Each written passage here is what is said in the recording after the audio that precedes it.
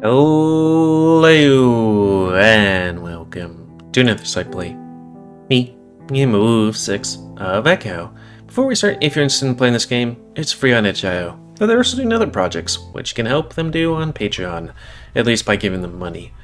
Anyways, on the last side play, we did Metaphor, which was basically a really short one where Flynn and Leo meet up in a parking lot and they're like, so, getting the gang back together for a short thing? Yep. Where do we stand in this whole thing? Because they too, made Whoopi at some point. And it's like, I like you both as friends. It's like, cool. That's the end of that. Oops, sorry. And now we're doing the last one, TWIP. Sorry for banging my microphone with my P filter.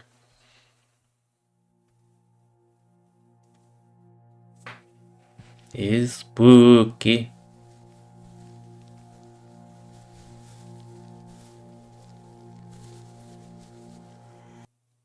October 2014.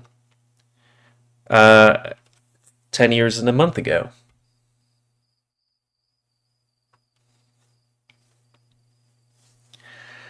I let the sugar cube roll around my tongue, realizing how gross sugar really is without anything to go with it. Or maybe it's just the LSD. Does acid taste like anything? I guess the cube is a little bit bitter, sort of.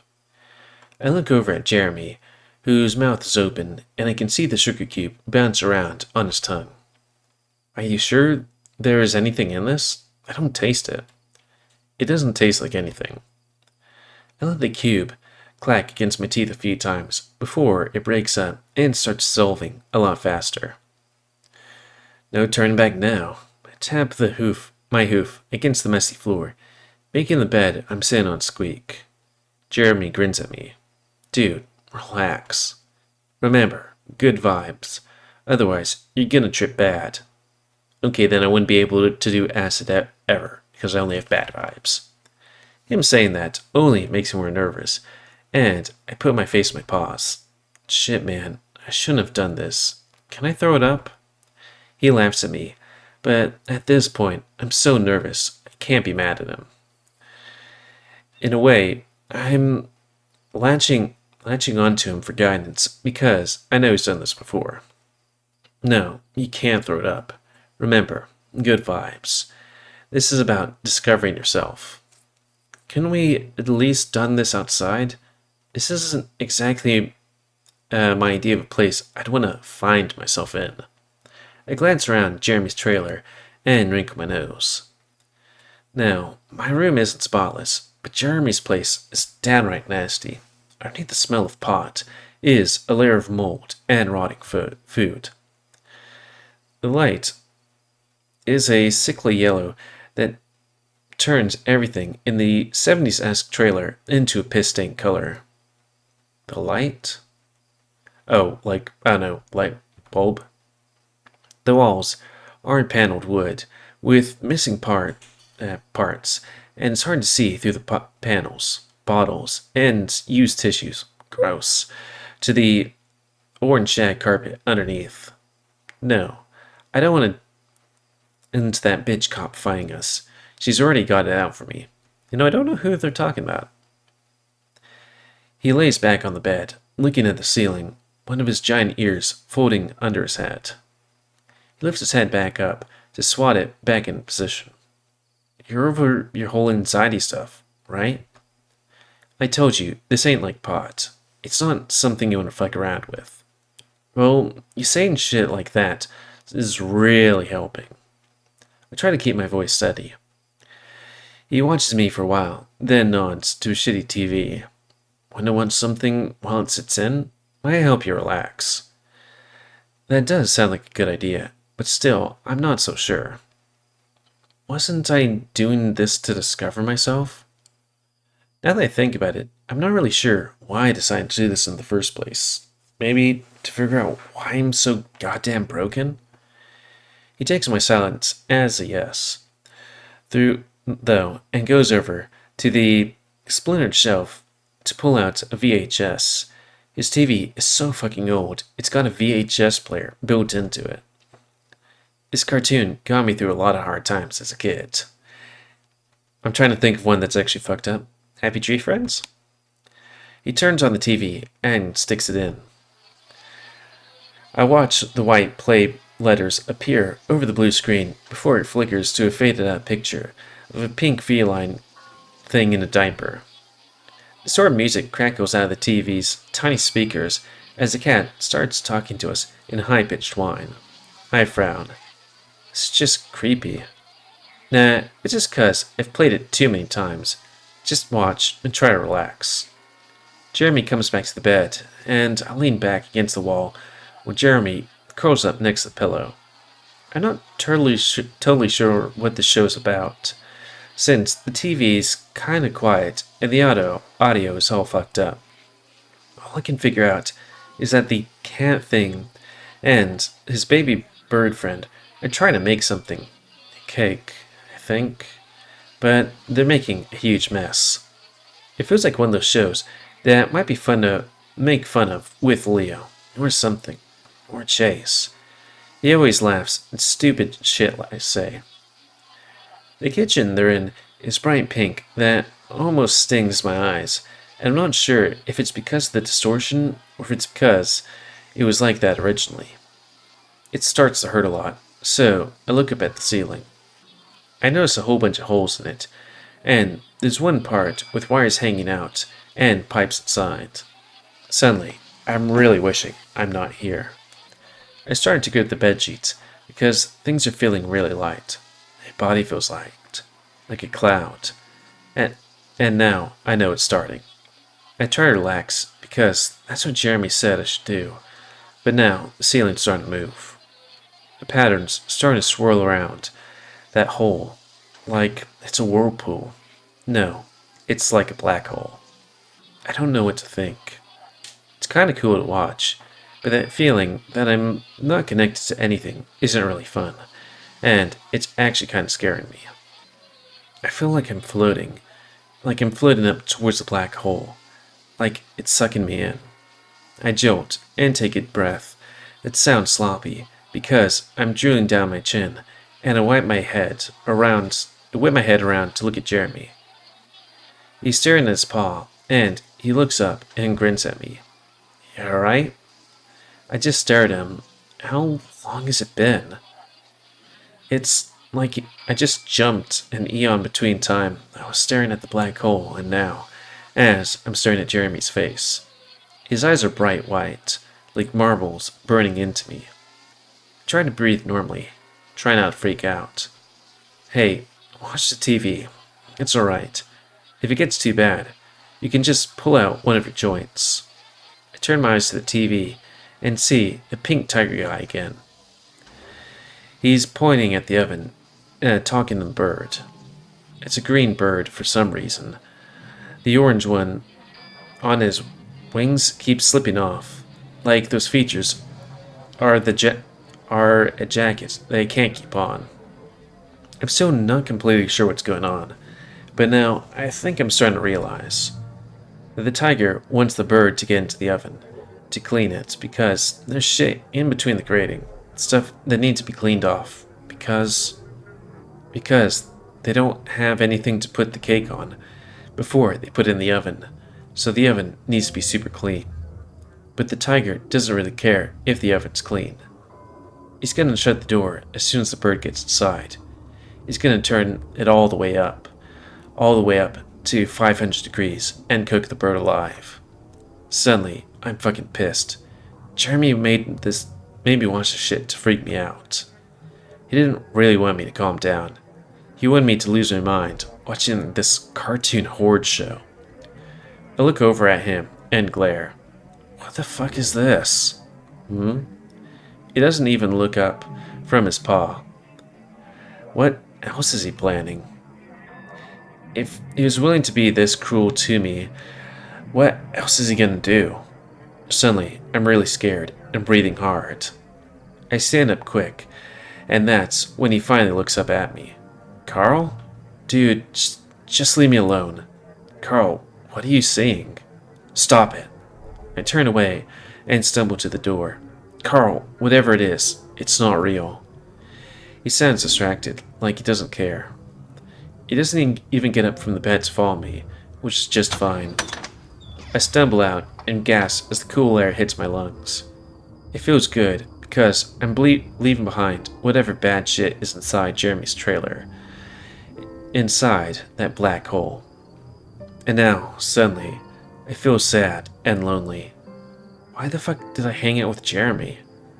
I stand there for a second, looking around, and that's when I realize I don't even know where I am.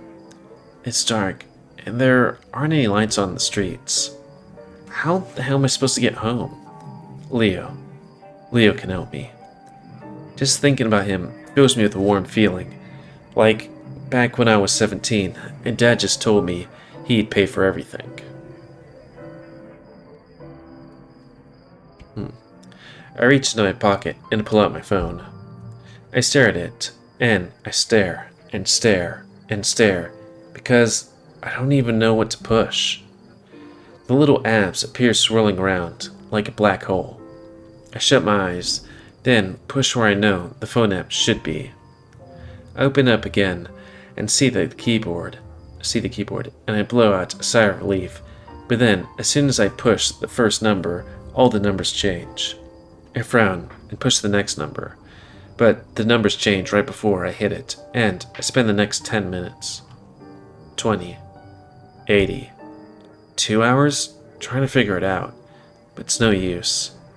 I keep shaking my phone and swearing like that's gonna help. I finally give up and stumble to my car, trying to keep my breathing under control, because I'm on the verge of a panic attack, and I have the feeling that it's gonna be way worse than the one I had at school. For a while, I sit there in the seat in the dark, and stare out through the windshield. I see the beginnings of swirls and whirlpools again, so I look down at my hands, and that's when I see the first shifting round too. I close my eyes and just think about how nice the cool leather feels against my thighs. It's the drug. It's the LSD. I'm having a bad trip. I know this, but just knowing that still scares me. At that moment, I hear and feel something run past the window, then bounce over the hood of my car. I whip my head up and stare at the blackness and feel my throat close up. Please. I say it to no one, but everyone at the same time. It comes out strangled and whiny because I'm about to start crying. Home. I need to get home. I turn my car, but I'm not really sure where I'm at. GPS, that can help. Yeah, you shouldn't be driving on LSD. I lean down towards the console, trying to find the right button. Again, things are moving around, and the bright blue LED lights are blurring and leaving long trails in my vision. I have to close my eyes again and stab at different buttons, start scaring the shit out of myself when music starts blaring. Psychedelic rock is a lot less fun now. Last thing, that thing is out there, and I don't want to attract it with noise. I manage to turn the music off, and what seems like an eternity later, I hear the words I've been looking for. State your destination. Home. I almost sob it out, lean back in the seat, and cover my face, signed with relief. Navigation to Pueblo. You should reach your destination in 3 hours and 32 minutes. My eyes fly open. No! I struggle to remember that stupid name I gave it. No, fat ass. For some reason, it's only hitting me now how stupid my name is. How unfunny and immature it is.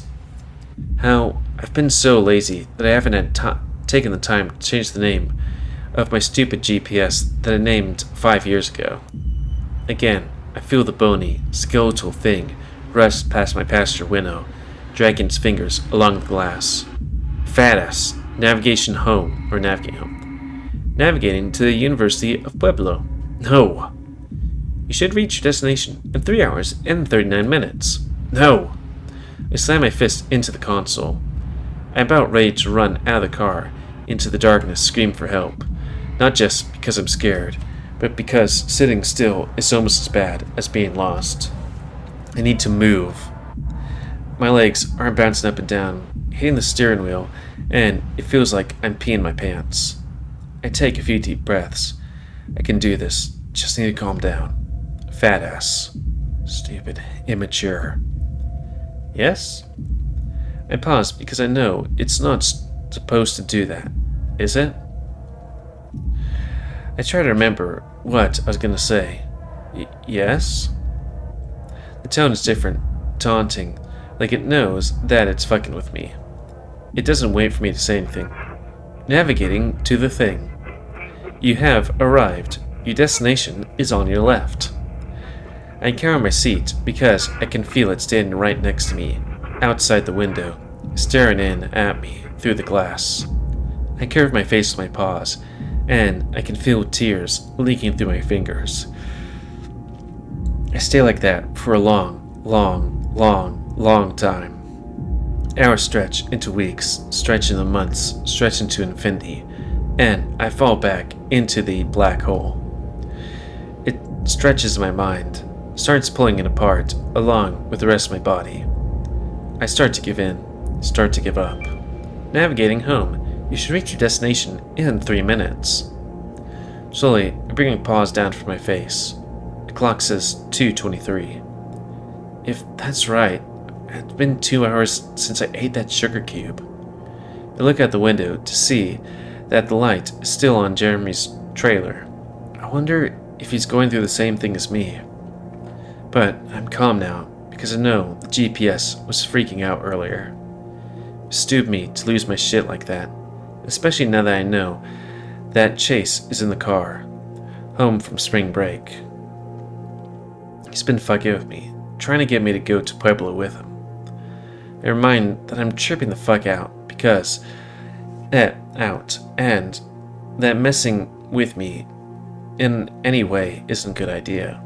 I look around and can't see him, but that's okay.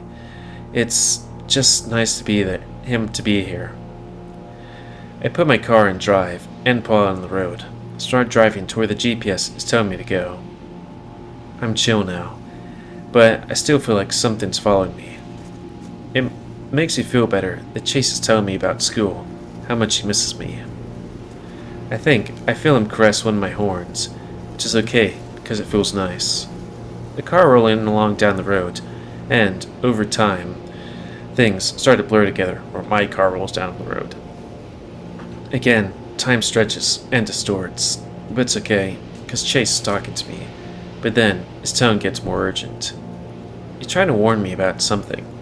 I frown, dread starting to roll in my gut again. What now? I think about looking into my rearview mirror. I don't want to, but I do, and as soon as I do, I'm screaming. Red, bony, and black holes for eyes. Then, something grabs my neck. I let out a long, strangled moan of horror, and my hoof slams the gas. That moment stretches and distorts, alters and changes, just like the VHS Jeremy had showed me that lifetime ago. I go back and forth. I repeat the loop, and the thing killed me forever. I'm lifted out of my seat, and my head slams into something, sending white light flashing through my eyes. An explosion hits me in the stomach and chest, and now I can't breathe. Little hard pebbles pelt the back of my head as what sounds like sand being poured out on paper echoes in my ears. Slowly, I sag back down onto my seat, and my vision is full of white. A balloon pushing out of the steering wheel. Oh, no, on that white are little black red spots that keep popping up in different spots. I cough, and then there are a million of them. I stare at them, confused, and they start to dance around and whirlpool. I crash the car, I realized, and I also realized I've killed Chase. He'd been sitting in the car next to me, trusting me with driving, and he'd hit the windshield without the horns and skull to protect him. I start sobbing. Liquids run down my face. Tears, maybe snot, but it's dark and I realize it's blood. It's probably all three of those things. Time stretches, distorts, loops, repeats. Somehow, I get home. Somehow, I ditched the car and ran up the road all the way to my house. The entire way, I tried to call 911 on my phone to get Chase to come help, but the buttons won't hold still. I couldn't look at the time, but I know he's lying in a bloody heap in the passenger side footwell. As I stumbled towards the house, I realized that the thing is still waiting for me. He jumped out of the car and hid it on the porch. I whimper and stare at the shadows. Then I run to the house. I stumble back and forth, the ground shaking towards the window wells like quicksand, sucking me in. I dodge around them, pulling my hooves out of the sinking grass, but they get stuck. Once they get to the back door, I shove my paws into my pockets, but there aren't any keys because I left them in the ignition. I sob again and look around desperately. The longer I hold still, the deeper I sink to the ground. Again, I almost give in, but then I see the treehouse. Like my legs are made out of lead, I stumble across the yard, feeling the thing crawling after me. I leap up and cling to the ladder before scurrying up, my hooves slipping on the wood as I feel the tree start to sink as well. I fumble up through the opening, breaking through cobwebs and snorting up dust. I crawl into a corner and curl up, cover my eyes and face the wall. I beg Chase to forgive me, because I know I can't get him help, because now I'm stuck in the sinking ship with a monster. I curl up tighter and tighter, so tight that I become my own source of gravity, my own black hole, sucking up everything around me, stretching it thin, then tearing it apart. It's only then that everything settles. My parents found me 3 hours later after someone had reported an accident to the cops, a few hours after I'd left. My dad took responsibility for it, so I wouldn't get tested for anything. He made up some excuse about walking to the house because he forgot his cell phone. I guess they didn't wonder why blood was everywhere and why my dad had no injuries.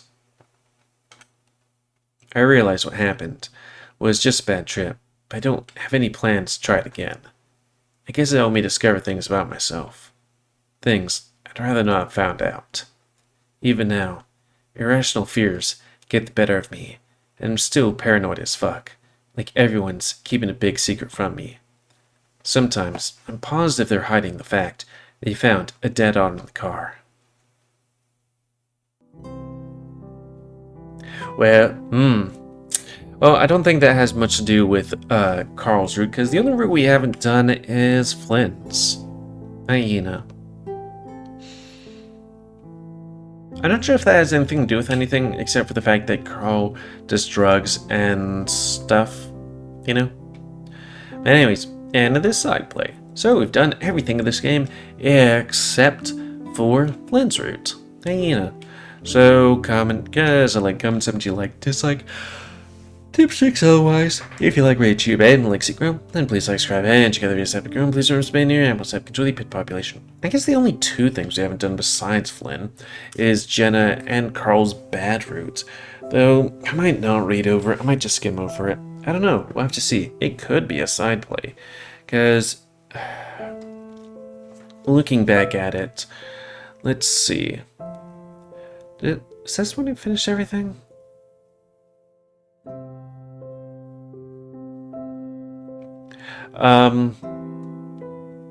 Because let's see, Jenna, G-E-N-I-A, Jono, oh, is this the part where would that be it?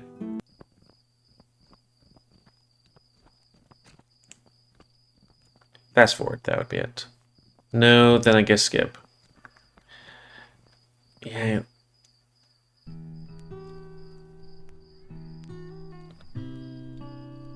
Because that's like, what?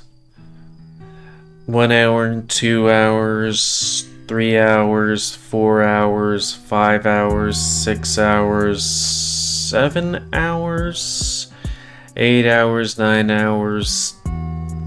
So 9 hours and 30 minutes. I guess you could just press the fast forward until it hits something, you know? As for Carlsbad route, that would be like... Would it be here? It could be here. Yeah, load. That would be like, let's say here, 1, 2, 3, and then a bit. Hey, you know. Oh well, end of this one. So comments, spay, neuter animals, and until next time, another side play. Me, GamerWolfSix of maybe the bad routes in this game, maybe some other stuff. What haven't we done with regards to... Oh, not downloads though, we might as well clean this area up. I don't know why I can't select things. There we go. Clean downloads, because we don't need that stuff there. What do we have? Side plays. We have Sileo's intro remake, The Day It All Went Wrong, The Smoke Room Summer. What is that one? Why? I'll just boop that off and then... Actually, I guess it wouldn't matter because it'd be stuck on Echo, wouldn't it? There's Vessels, but yeah, but that's... Spoilers for a game that I have not seen. Oh, yeah. Yes, list passed. Which I'm not sure how long that is. I'd have to check. Anyways, until next time, me, GamerWolfSix of Side Plays. So thanks and see ya.